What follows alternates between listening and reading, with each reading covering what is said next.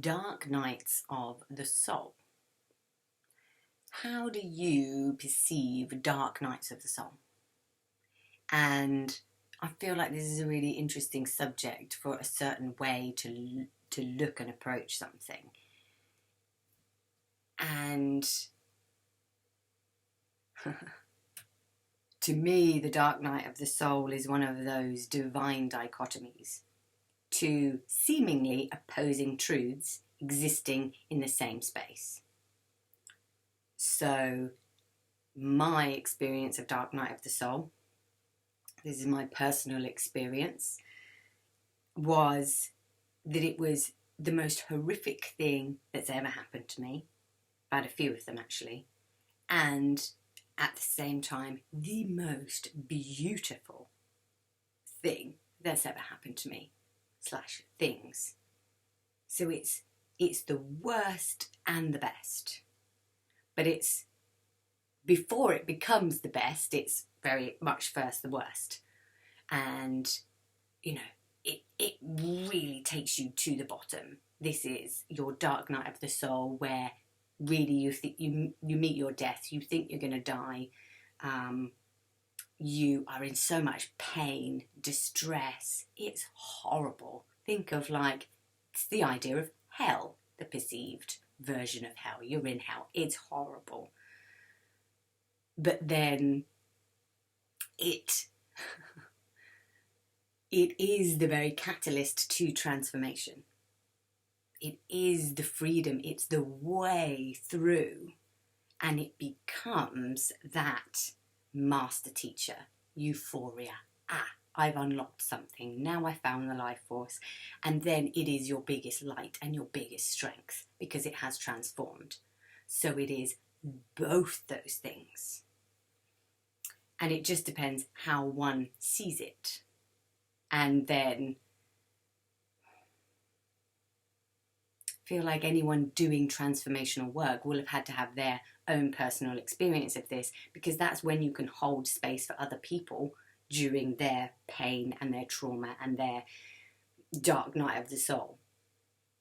Because actually that's their power. And you're like, yes, this is amazing. Whereas the person in it is thinking, get me out of here, this is horrible. Whereas the person holding space knows this is your light, this is your process, this is your dharma, this is your experience, this is one of the reasons why you're having this human incarnation. Yes, yes, yes, yes, yes.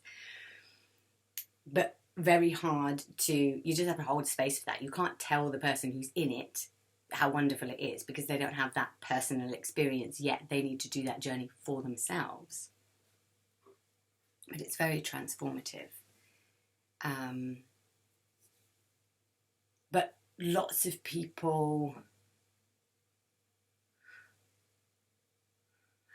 will have a judgment or be afraid of this heavier energy that gives you that experience. So an angel can't come down and give you the experience of a dark night of the soul because it's a different vibration.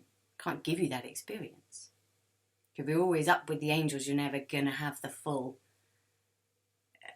process, the full freedom, the full unlocking, the full life force. We need both those sides.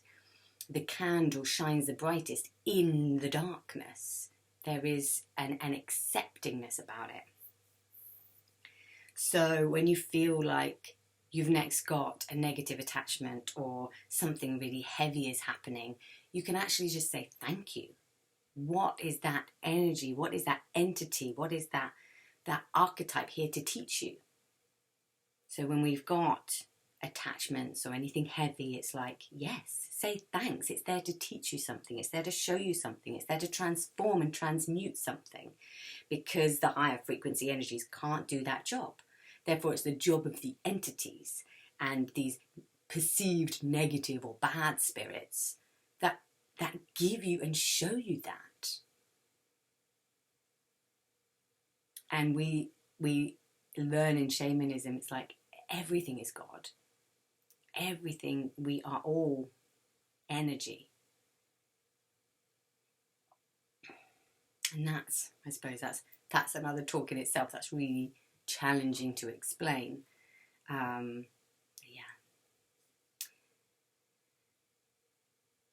But you can't have one without the other. So it's like people going, why does perceived demons or, really horrible energy exist? Why does that exist? Because you can't have love without the opposite of that. We are in a relative reality. We can't have one without the other. For love to exist, the opposite of that exists too. That's what just is, and all it is an experience. And it's kind of, I get this is concepts to a lot of people if the experience hasn't been embodied. But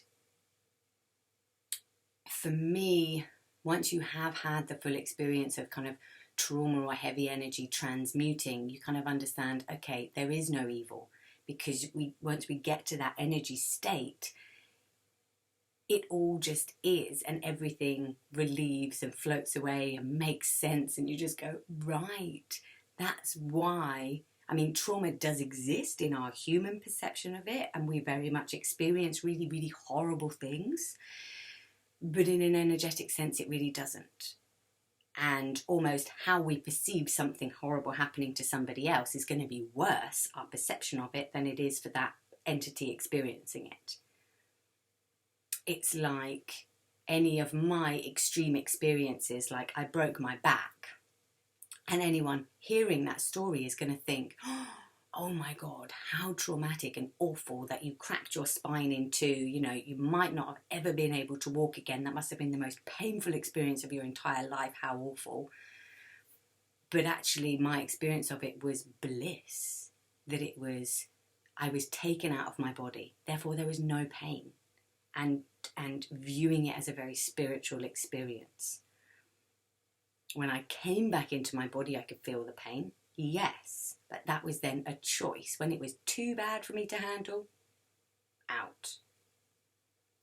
If that makes sense. So quite a lot of the time when these really horrific things happen to this kind of meat suit, the physical that we inhabit, we can choose not to be present for that. If it's too much for us, we just go.